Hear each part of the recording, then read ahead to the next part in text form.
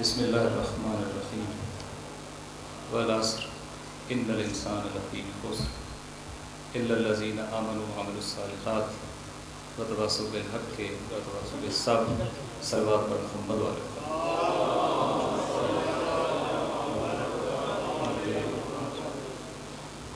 سب سے پہلے میں ہدیہ تبریک پیش کرنا چاہتا ہوں اسٹیج پر بیٹھی ہوئی معزز شخصیات حجت الاسلام والمسلمین علامہ افتخار حسین نقوی، آغا نصیر، آغا عبدالخالق اسدی اور برادر محترم سبطین شیرازی اور دیگر جو شخصیات یہاں تشریف رکھتی ہیں. لیکن صرف ان کو نہیں، آپ سب کو بھی ہدیہ تبریک پیش کرنا چاہتا ہوں. ایک قرض تھا جو آپ ادا کرنے کی طرف جا رہے تھے اور ایک فرض تھا جس کی ادائیگی آپ سے ہو رہی ہے. بالخصوص آپ وہ لوگ جو 21 چک کے ہیں، جہاں دینداری، جہاں تقوی، جہاں عزاداری سید الشہداء، جہاں مکتب اہل بیت کا ایک خوبصورت چہرہ، اس میں بنیادی جو کردار ہے وہ پیر فضل حسین شاہ صاحب کا ہے.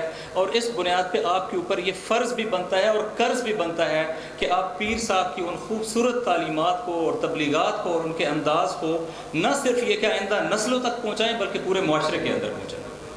تو آج اللہ نے آپ کو یہ ایک وسیلہ عطا فرمایا ہے اور اس کے بہانے سے یہ پاکیزہ تعلیمات جو محمد و آل محمد کی تعلیمات ہیں، ان تعلیمات کو عملی شکل میں آپ بیان کر سکتے ہیں. جیسے کہ یہاں بیان بھی کیا گیا کہ آج کے دور کے اندر کیا اسی تقوی کو، اسی لائن کو، اسی فکر کو، اسی آئیڈیالوجی کو باقی بھی رکھا جا سکتا ہے اور اس پر رہتے ہوئے انسان معاشرے کے اندر اپنا کردار ادا کر سکتا ہے. تو پیر صاحب کا جواب ہے ہاں کر سکتا ہے، اور اسی فکر کو ہمیں آگے بڑھانے کی ضرورت ہے. میں اس پر خصوصی نام لوں گا اس لیے کہ یہ بھی ایک حق ہے حجت الاسلام برادر محترم سید سبطین شیرازی کا، کہ بچپن سے جن کے ساتھ آشنائی ہے اور دین کا درد میں نے ان کے دل کے اندر ہمیشہ دیکھا ہے کہ آج انہوں نے یہ ایک شجاعانہ قدم اٹھایا ہے.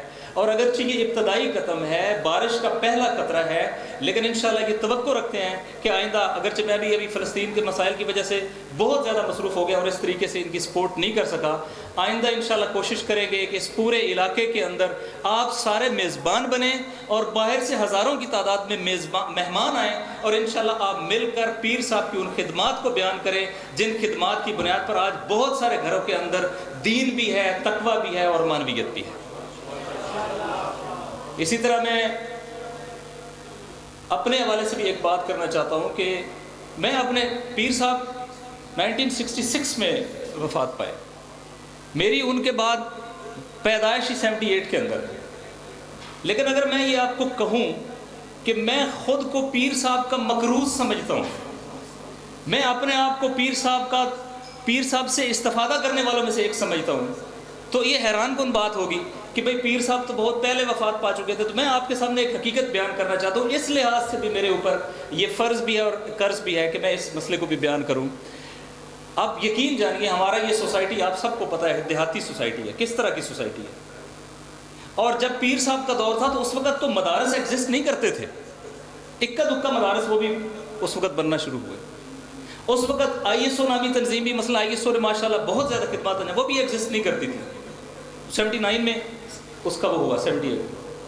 اسی طریقے سے خود تحریک جعفریہ یا اس طرح کی جو تبلیغات کرنے والے یا دین کی فکر پھیلانے والے منظم سلسلے تھے، وہ بھی اس دور کے اندر اس طرح ایگزسٹ نہیں کرتے تھے، بہت ابتدائی شکل کے اندر تھے. تو میں اپنے اوپر یہ اس لیے محسوس کرتا ہوں کہ اللہ نے مجھے جس گھرانے کے اندر، وہ بھی ایک دیہاتی ماحول تھا، آنکھ کھولی. خدا جانتا ہے ایک مسجد امام بارگاہ، یہاں بیٹھے ہوئے باتوں کو بہت احتیاط سے کرنا پڑتا ہے، ایک ایک حرف کی ذمہ داری بنتی ہے آپ کے اوپر.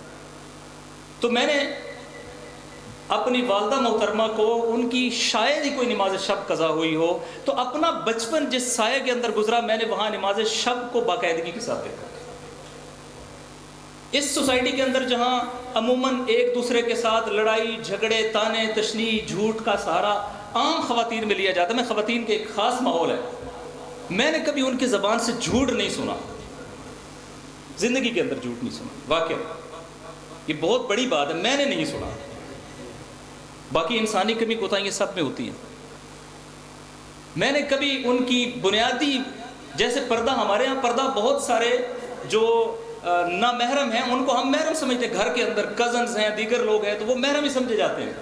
یہ ایک شرعی ٹرمینالوجی ہے کہ کون محرم ہے اور کون محرم نہیں ہے. گھروں کے اندر بھی اس کا خیال رکھنا بہت ضروری ہوتا ہے جو ہماری سوسائٹی کے اندر نہیں ہے. میں نے کبھی ان کا پردہ جو ہے اس کے اندر ذرہ برابر بھی لچک نہیں دیکھی. کبھی بھی میں نے ان کا پردہ جو ہے وہ جیسے بہت ہی زیادہ پردہ کرنے والی خواتین ان میں سے ایک پایا ہے. لیکن میں یہ کہنا چاہتا ہوں کہ یہ ان میں کہاں سے آیا؟ وہ تو ایک دیہاتی معاشرے کی، انہوں نے تو کوئی مدرسہ جوائن نہیں کیا، وہ تو کسی جو ہے وہ دینی تبلیغی سلسلے سے تعلق نہیں رکھتے تھے. ہمارا گھرانہ علماء کا گھرانہ نہیں تھا، لیکن ہمارے نانا جان سید عظمت علی شاہ صاحب وہ پیر صاحب کے ساتھ بہت زیادہ مربوط تھے، بہت زیادہ تعلق رکھتے تھے. وہ خود ایک مانوی شخصیت تھے اور ان کی جو تاثیر میری والدہ محترمہ کی طرف سے آئی اس کی بنیاد پر اگر ہم نے کچھ اس سے اخذ کیا اور اپنے اندر آج ایک تھوڑی بہت کیفیت دیکھتے ہیں اور اجتماعی میدان کے اندر اپنے آپ کو فعال رکھنے کی کوشش کرتے ہیں تو خدا کی قسم کریڈٹ اس مانویت کو جائے گا جو مجھے گھر سے ملی. اور اس مانویت کے پیچھے اگر وہ فکر کہیں سے ملی تھی نانا جان کی تو اس کے پیچھے پیر سید فضل حسین شاہ صاحب کا نام تھا. اور یہاں سے سمجھ میں آتا ہے کہ یہ صدقہ جاریہ ہوتا کیا ہے، نیکی کا ایک درخت لگانا نسلوں تک کیسے ٹرانسفر کرتا ہے. اس ہستی کو یہ تو میں نے ایک مثال دی ہے، ایسی لاکھوں مثالیں آپ کو ملیں گی کہ جو پیر صاحب سے اس طریقے سے استفادہ کیا ہے. کیا ہم سب کا فرض نہیں ہے کہ آئندہ نسلوں کو مانویت، پاکیزگی، دین کے ساتھ آشنا کرنے کے لیے پیر صاحب کی فکر کے حوالے سے ہم پروگرامز کریں اور اس فکر کو، تفکر کو آگے پھیلائیں؟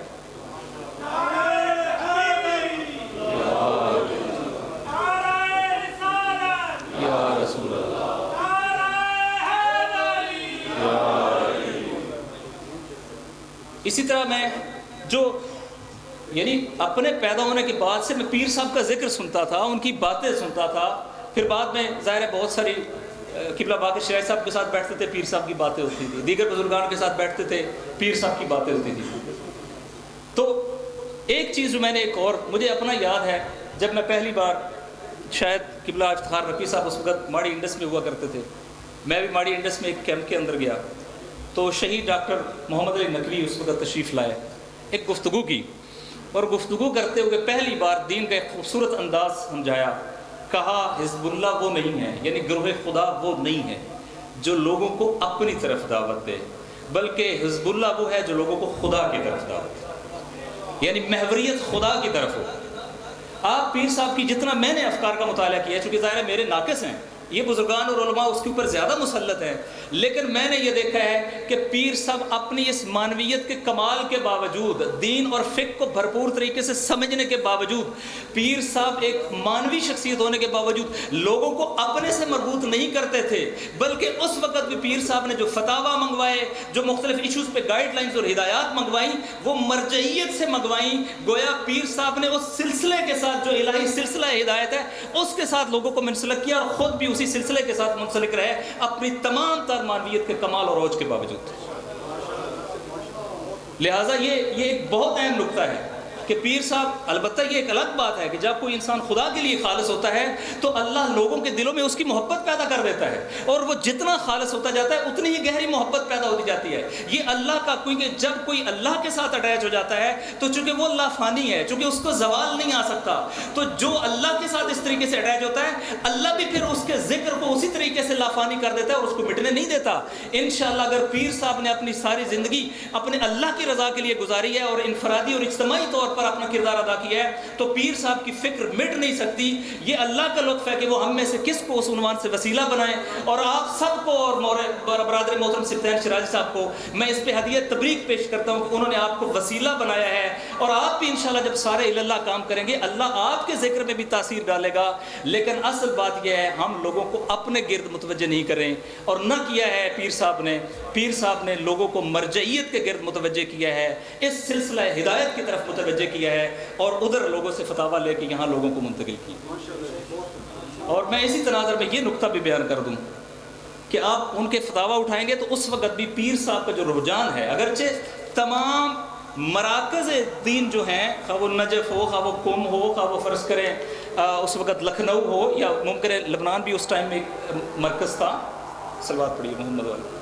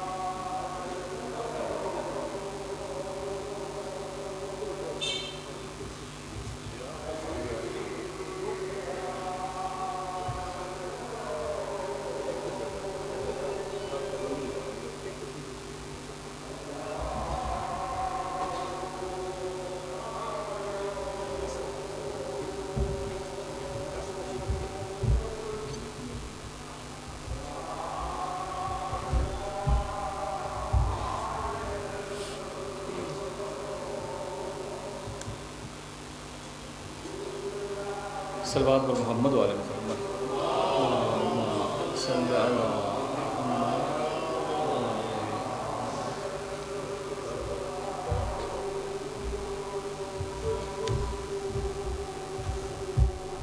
इंशाअल्लाह मैं कोशिश करूँगा कि इख्तिसार के साथ अपनी बात को कंपाइल करूँ। आप तमाम हाज़रीन जो है वो प्रोग्राम के अख्ताम तक तशरीफ़ रखिएगा। इंशाअल्लाह इसके बाद मौलाना नसीर साहब खिताब करेंगे और उसके बाद अल्लामा इफ्तिखार नकवी साहब, और उसके बाद इज्तिमाई दुआ जो है वो पीर साहब के मज़ार के ऊपर होगी, और आप लोगों के लिए यानी ताम और गिफ्ट्स का भी इंतज़ाम है, तो वो ज़रूर लेकर जाइएगा। ख़ुद ये गिफ्ट काफ़ी नहीं है इंशाअल्लाह ताला कि पीर साहब के तफक्कर को अब जो बयान कर रहे हैं, तो ये अब मौजू खुल गए ना, पहले तो मौजू बस्ता था, अब मौजू खुल रहा है, अब आप डिबेट्स होंगी, बातें होंगी इंशाअल्लाह ताला, और इंशाअल्लाह ये खिदमत का सिलसिला ये चिराग से चिराग जलने के वो आगे चलेगा।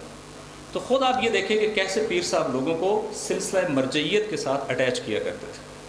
वो जो मैंने बाज़ किताबें देखी उसमें फतावा है मराजा की तरफ से, और उसके अंदर भी एक नुक्ता, अगरचे उस पर ज़्यादा इस्तिफ़ादा करूँगा बाद में उलमा से, कि राबते में वो पीर साहब तमाम जो दीनी मराकज़ थे उनमें थे। जैसे मैंने कहा नजफ़, जैसे लखनऊ, जैसे उस वक्त लबनान में भी एक हौज़ा था, या ईरान के अंदर। लेकिन ये ख़ुद एक काम है कि तमाम मराकज़ दीनिया के साथ इस तरीके से राबते में रहा जाए। लेकिन इसके साथ साथ पीर साहब जो है वो मखसूस मराजे, यानी जो आलम थे, जो आलम का हमारे एक आइडियोलॉजी है, उसको भी ज़रूर बयान करते थे, और उनके तफक्कुर और उनकी जो फतावा थे उसको अहमियत देते थे। चूँकि मरजइयत के लिए एक आलम वाली शर्त भी है, तो उसको बाकायदा औलवियत देते थे। अगर हम इस कॉन्सेप्ट को देखें और आज हम शहीद हुसैनी की तरफ देखें, जैसा कि डॉक्टर शहीद ने कहा था, इस्लाम को समझने के लिए बहुत सारी तशरीहें और तफसीरें और ताबीरें मौजूद हैं, तो हमें कैसे पता चलेगा? फ़लाँ मौलाना साहब भी खड़े हो गए, फ़लाँ शख्सियत भी खड़ी हो गई, हर एक ने अपनी लाइन बयान की। तो शहीद बाकर सदर फरमाया करते थे इराक से कि अगर तुम इस कन्फ्यूजन में हो तो आप अपने आप को इमाम खुमैनी की ज़ात में ज़म कर लोगे। चूँकि आप ख़ुद को इमाम ज़ुमैनी की ज़ात में ज़म कर लोगे, ऐसे जैसे इमाम खुमैनी ने ख़ुद को इस्लाम में ज़म कर लिया है। तो चूँकि लाइन क्लियर है, लिहाजा आप कभी इश्तबा का शिकार नहीं होंगे। और पाकिस्तान की सरजमीन पर शहीद डॉक्टर मोहम्मद अली नकवी ये बाकायदा बार बार कहा करते थे कि आप अपने आप को शहीद हुसैनी की ज़ात में ज़म कर लें, जैसे शहीद हुसैनी ने ख़ुद को इमाम खुमैनी की ज़ात में ज़म कर लिया है, और जैसे इमाम खुमैनी इस्लाम की सही उस वक़्त की ताबीर व तशरीह है। तो ये बड़ा इंपॉर्टेंट होता है कि एक लाइन हो, चूँकि मरकज़ियत बड़ी ज़रूरी है मकतब अहल बैत के अंदर। इस मरकज़ियत में जो निज़ाम विलायत फ़क़ीह है कि शहीद अल्लामा आरिफ हुसैन अल हुसैनी जैसी हस्ती, जिसके हमारे ऊपर एहसानात हैं पाकिस्तान की मिल्लत के ऊपर, वो जब बात करते हैं तो वो ये कहते हैं कि मैं अपनी जान देने के लिए तैयार हूँ, अपना माल देने के लिए तैयार हूँ, अपनी औलाद कुर्बान करने के लिए तैयार हूँ, अपना सब कुछ कुर्बान करने के लिए तैयार हूँ, लेकिन ख़त विलायत फ़क़ीह से एक इंच पीछे हटने के लिए तैयार नहीं हूँ। ये तफक्कुर वही तफक्कुर है जिसमें मराजे के अंदर भी एक ख़ास मरकज़ियत है, जिस मरकज़ियत के ज़रिए से मकतब अहल बैत एक ख़ास चेन के साथ मरबूत होता है। और पीर साहब इसको भी प्रिजर्व करते थे, मरजइयत को अलग से, और मरजइयत में ख़ास मराजे, जो मराजे के अंदर जिनका एक ख़ास मकाम था, जो आलम के उन्वान से सफ़े अव्वल पे थे, उसको भी अलग से वो करते थे। अब मैं इसी नुक्ते के तराज़ पे, चूँकि ये बात करना आज के दौर के अंदर हमारे यहाँ अमूमन जो एक तसव्वुर है, दीन का भी तसव्वुर है, मैं इसको भी इस मौजू को थोड़ी सी इख्तिसार से लेकिन बयान ज़रूर करूँगा। हम अगर हमारे यहाँ कोई शख्स मस्जिद बहुत जाता हो, दाढ़ी रख ली है, अपने वाजिबात पूरे करता है, ज़कात खुम्स सारी देता है, तो हम उसको कहते हैं ये दीनदार शख्स। बुनियादी वाजिबात अदा करे तो हम उसे दीनदार शख्स कहते हैं। मसाजिद के साथ राब्ता हो, मानवीयत हो, नमाज़ शब हो, ये सारी चीज़ें ऐड अप करें, हम उसे दीनदार शख्स कहते हैं। मैं वली फ़क़ीह की बात करना चाहता हूँ। ये दर्स खारिज में मैंने उसको पढ़ा है, उसका तर्जुमा पढ़ा है। रहबर मौज़ूम आयतुल्लाह सैयद अल ख़ामनेई ने इस मसले को बयान किया, कहा है कि मुमकिन है एक शख्स जो ये सारी चीज़ें करता हो, लेकिन उसे ये फ़िक्र ना हो कि मेरे मुआशरे के अंदर जुल्म और इस्तेसाल कहाँ हो रहा है, और वो सोसाइटी में मौजूद जुल्म और इस्तेसाल को ख़त्म करने के लिए अपनी ज़िम्मेदारी मुतय्यन ना करता हो, और फिर उस ज़िम्मेदारी को मुतय्यन करने के बाद अपनी ज़िम्मेदारी अदा करने के लिए मैदान में ना आता हो, तो रहबर के बकौल ऐसे शख्स में और एक बेदीन शख्स में कोई फ़र्क नहीं। हमारे यहाँ मकतब अहल बैत में दीन इनफरादी नहीं है, انفرادی کام بھی ہیں اور دین اجتماعی ذمہ داری کا نام ہے. یہ دونوں مل کر دین تشکیل دیتے ہیں. ہمارے ہاں عام طور پہ جو پیروں کا اور بزرگوں کا اور اولیاء کا جو عموماً کنسپٹ بنا ہوا ہے، صحیح یا غلط اس کی بات نہیں کر رہا، وہ یہی ہے کہ وہ خود معنویت کے حامل ہوتے ہیں، اپنے تقوی کا خیال رکھتے ہیں، اپنے امور کی طرف دیکھتے ہیں، ان کا اجتماعی کام نظر نہیں آتا. آپ اس ہستی کو جب بات کریں گے تو آپ پورے سوسائٹی کے اندر جہاں جائیں گے، بالخصوص جو اس وقت ایک مخصوص ایریا، چونکہ بالآخر اس وقت تو اس طرح کے کمیونیکیشن کے ذرائع نہیں تھے جو آج ہیں، گاڑیاں ہیں، ٹرانسپورٹ ہیں، روڈز ہیں، انفراسٹرکچر ہے، وہ تو نہیں تھا. لیکن آپ جس علاقے کے اندر بھی جائیں گے آپ کو اس ہستی کا اجتماعی کام بھی ملے گا، اس کا تفکر بھی ملے گا، اس کا پیغام بھی ملے گا، ان کا سفر بھی ملے گا. اور جیسا کہ ابھی میرے برادر محترم مولانا عبدالخالق اصلی صاحب بیان کر رہے تھے کہ کس طریقے سے ایک بڑے ایریا کے اندر نہ صرف یہ کہ رابطے میں رہتے تھے اس دور کی کمیونیکیشن کے مطابق، بلکہ چیزوں کو بہتر بنانے کے لیے بھی رول پلے کرتے تھے، خواہ وہ مدارس کی صورت میں ہو، خواہ وہ معنویت کے جو ہے وہ میسج اور پیغام کی صورت میں ہو، کاموں کو آگے بڑھانے کی صورت میں ہو. تو پیر صاحب کو کبھی بھی ایک انفرادی دیندار کے طور پہ پیش نہیں کرنا چاہیے. پیر صاحب انفرادی طور پر بھی تقوی کے معراج کے اوپر تھے اس سرزمین کے اوپر، اور پیر صاحب اجتماعی میدان کے اندر بھی اپنی فعالیت ادا کرتے تھے. اور ان فعالیت میں سے ایک اس ہدایت کے مرکز یعنی مرجعیت کے ساتھ رابطہ اور لوگوں کو مربوط کرنے کا کام. یہ بہت اہم ہے، چونکہ یہ معمولی بات نہیں ہے. ہمارے یہاں ایک سکم ہی یہی ہے، علماء، خطباء اور ہم جیسے لوگوں کے درمیان سکم ہی یہی ہے کہ ہم انفرادی دین کے قائل ہیں، اجتماعی دین کے قائل نہیں ہیں.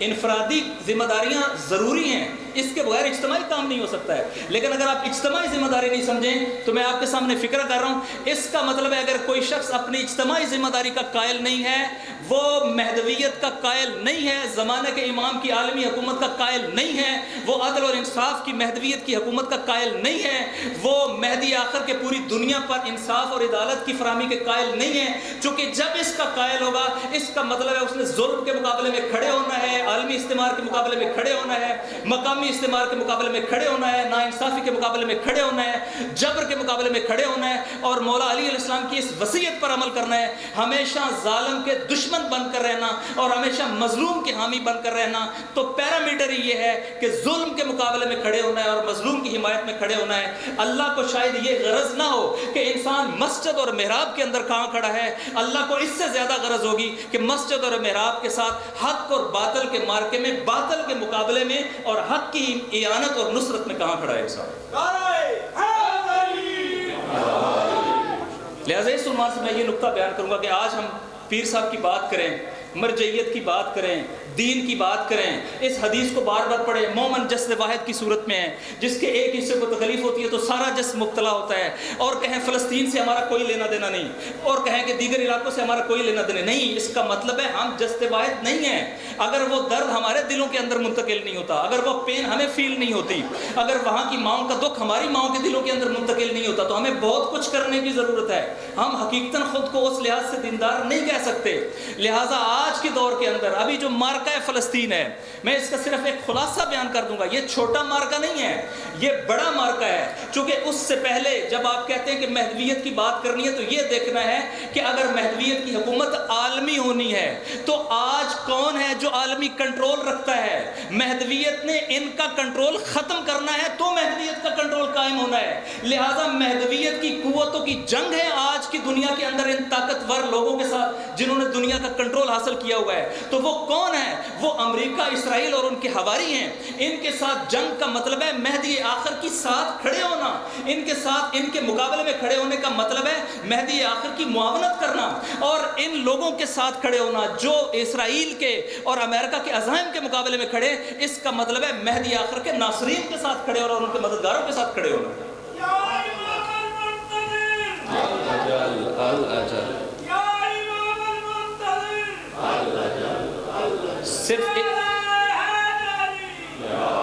صرف ایک نقطہ اس میں سے بیان کر کے، چونکہ میں فلسطین کے قضیے کو نہیں بیان کر سکتا ہوں، وہ بڑا ہے، میں اس موجودہ غزہ کی صورتحال کو بھی بیان نہیں کر سکتا ہوں.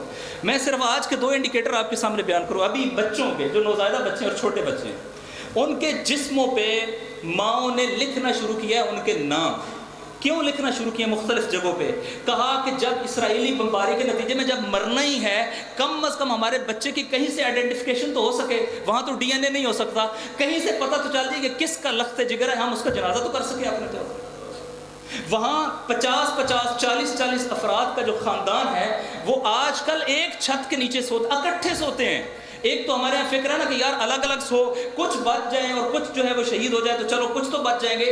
وہاں الٹی فکر ہے کہ خطرہ ہے ہم اکٹھے مریں. وہ کہتے ہیں اس اذیت کے ساتھ ہم زندہ نہیں رہ سکتے, لہٰذا جب ایک واقعہ ہو تو پورا خاندان وائپ آؤٹ ہوتا ہے. اور آپ نے دیکھا ہے 65 خاندان ہیں جو صفحہ ہستی سے مٹ گئے ہیں ان 10 دنوں کے اندر, جن میں پورے کے پورے خاندان, وہ 50 افراد کا تھا, وہ 40 افراد کا تھا, ایک بچہ نہیں زندہ بچا.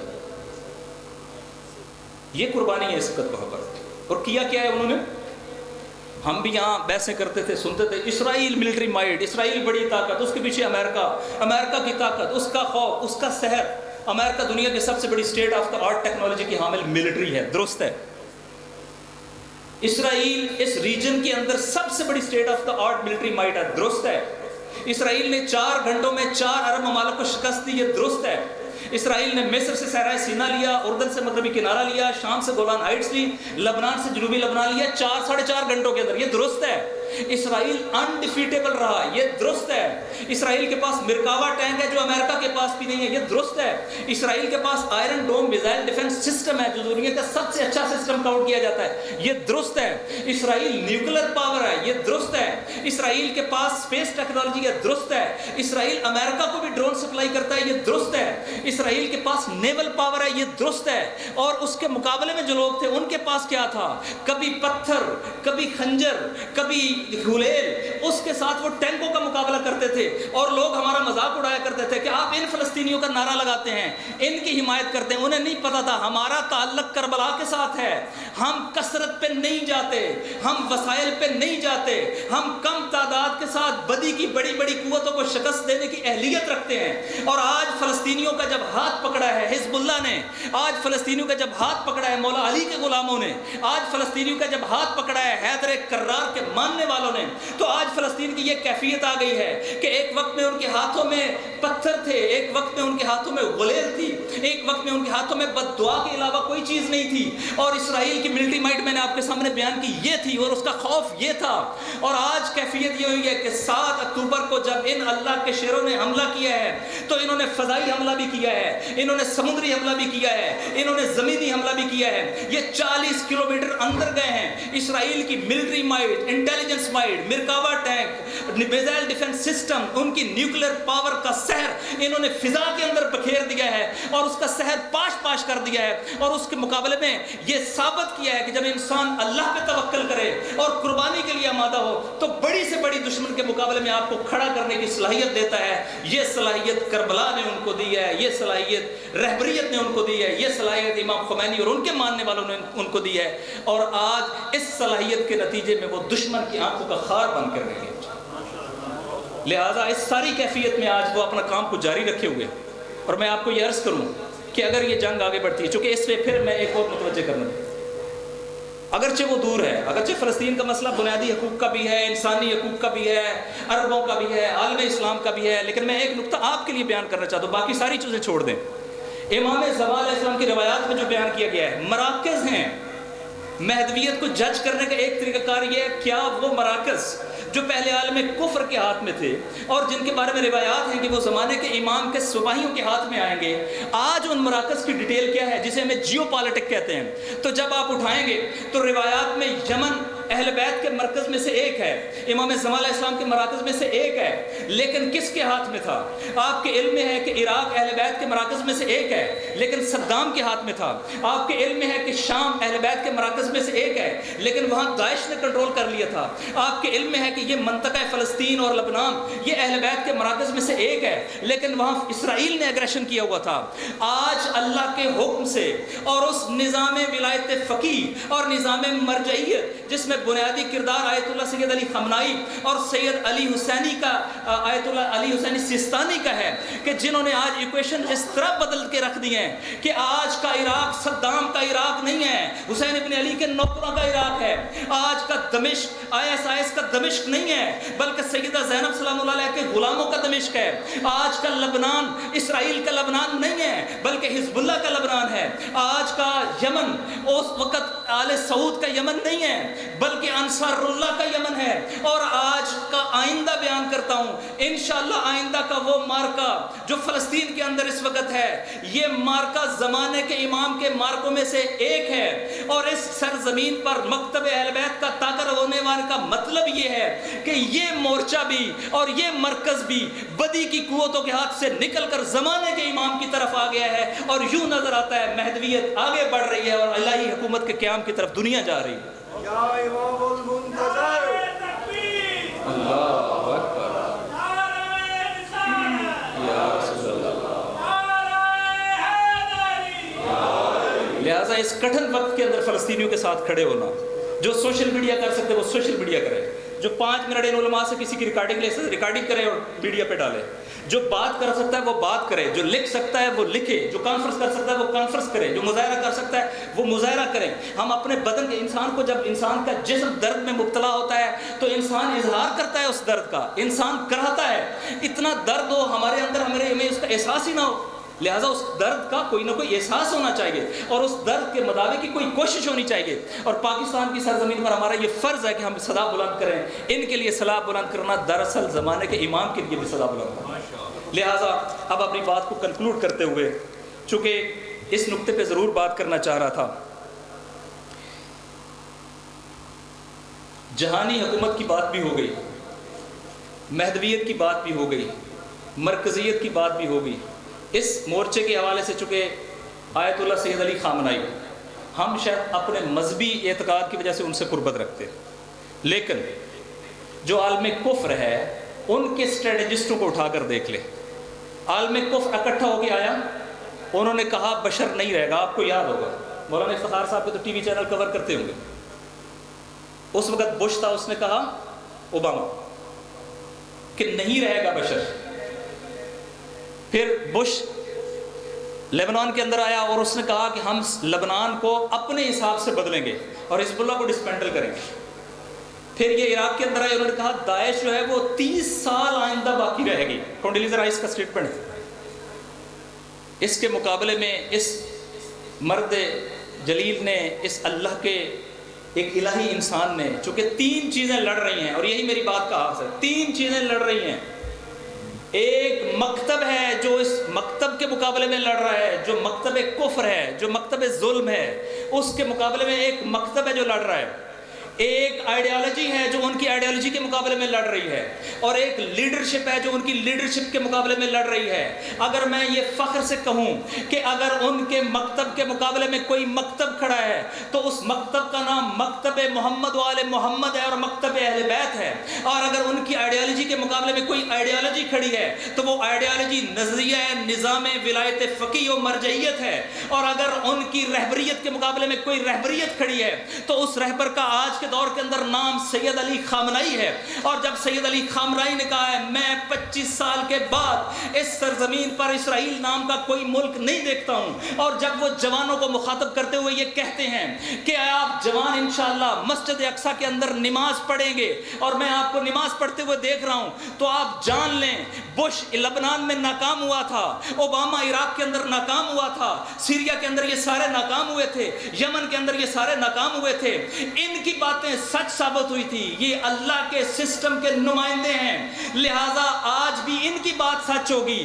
پاکستان کی سرزمین پر اگر ہم نے کامیابی حاصل کرنی ہے, اگر ہم نے اپنا کردار ادا کرنا ہے, اگر ہم نے پیر فضل حسین شاہ صاحب کی سیرت کو زندہ کرنا ہے, تو میرا یہ میسج ہے, جیسے علماء آب جاری پڑھاتے ہیں کہ آب جاری خود بھی پاک ہوتا ہے اور باقی جو اس کے ساتھ چیز ملتی ہے اس کو بھی پاک کرنے کا سبب بنتا ہے. یہ نظریہ نظام ولایت فقیہ اس آب جاری کی مانند ہے جو عالم کفر میں خود بھی اس کے مقابلے میں کھڑا ہے اور مظلوموں کا ہاتھ پکڑتا ہے, ان کو بھی کھڑا کرتا ہے. اور میں ایک کانفرنس میں فلسطینیوں سے ملا, انہوں نے میرے سامنے یہ اقرار کیا, کہا پہلے ہم لڑتے تھے, مرتے تھے, لیکن اس طرح کھڑے نہیں ہو پاتے تھے. جب سے کربلا والوں نے ہمارا ہاتھ پکڑا ہے, ہمیں پتہ چل گیا ہے یزیدیت کو شکست کیسے دینی ہے, ہمیں پتہ چل گیا ہے علی اصغر کے نام پہ بچوں کو قربان کیسے کرنا ہے, ہمیں پتہ چل گیا ہمارے بچے جناب علی اکبر سے قیمتی نہیں ہیں. جب وہ مقدس ہستیاں اسلام پہ قربان ہو سکتی ہیں تو غزہ کیوں نہیں ہو سکتا, تو ویسٹ ویسٹ بینک کیوں نہیں ہو سکتا؟ تو لبنان کے کیوں نہیں لوگ ہو سکتے؟ اور خدا کی قسم ظلم کے مقابلے میں اگر مکتب اہل بیت نہیں کھڑا ہو سکتا تو کوئی بھی کھڑا نہیں ہو سکتا۔ اللہ نے ہمیں بنایا ہی اس لیے ہے، ظلم عالمی ہو تب بھی اس کے مقابلے میں کھڑے ہوں، ریجنل ہو تب بھی اس کے مقابلے میں کھڑے ہوں، مقامی ہو تب بھی اس کے مقابلے میں کھڑے ہوں، لیکن اس آب جاری، اس نظام مرجعیت، اس نظام ولایت فقیہ سے خود کو رابطے میں رکھے، اس کی ہدایت کے مطابق چلیں، پیر صاحب کی روح بھی شاد ہوگی، نتیجہ بھی ملے گا، جرت اور میدان کے اندر کھڑے ہونے کا حوصلہ بھی ملے گا اور کامیابی بھی ملے گی۔ والسلام علیکم ورحمۃ اللہ وبرکاتہ۔ آپ سب کا، برادر محترم اسد کا اور جتنے علماء، شخصیات، بزرگان، بہت سارے ہمارے یہاں تشریف فرما ہے صاحبان اسٹیج، ایک بار پھر شکریہ ادا کرتا ہوں کہ آپ کو زیادہ زحمت دی۔ والسلام علیکم ورحمۃ اللہ وبرکاتہ۔